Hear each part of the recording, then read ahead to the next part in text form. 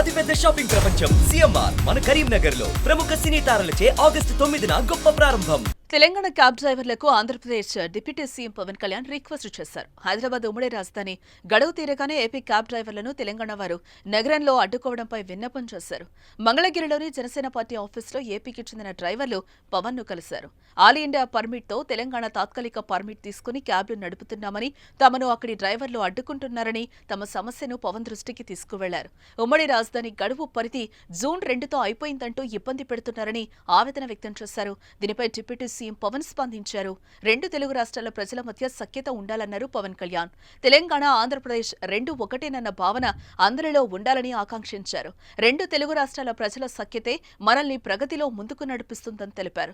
తాను పదే పదే ఆంధ్రప్రదేశ్ అభివృద్ధి బాటలో నడవాలని ఎందుకు చెప్తానంటే ఇక్కడ అవకాశాలు మెరుగైతే ఆంధ్ర నుంచి తెలంగాణకు వలసలు ఆగుతాయన్నారు. ఫలితంగా తెలంగాణ ప్రజలకు వివిధ రకాల రంగాల్లో ఉపాధి మెరుగవుతుందని తెలిపారు.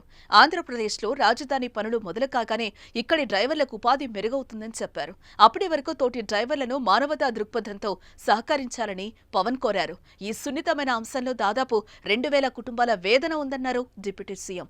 తెలంగాణ ప్రభుత్వంతో మాట్లాడి ఈ సమస్య పరిష్కారం అయ్యేలా చొరవ తీసుకుంటామని పవన్ కళ్యాణ్ హామీనిచ్చారు. అపీల్ టు తెలంగాణ గవర్నమెంట్కి, అలాగే తెలంగాణ డ్రైవర్స్ సోదరులకు కూడా నా విన్నపం.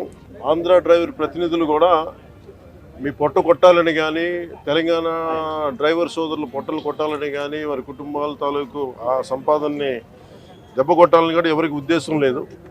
కానీ ఉన్న పరిస్థితుల్లో ఇప్పుడు మన ఉమ్మడి రాజధానికి ఉన్నాం కాబట్టి ఉన్న పరిస్థితుల్లో వాళ్ళు లోన్లు తీసుకొని బండ్లు నడుపుకుంటూ వెళ్ళారు, ఇంకా నడుపుకుంటూ ఉన్నారు.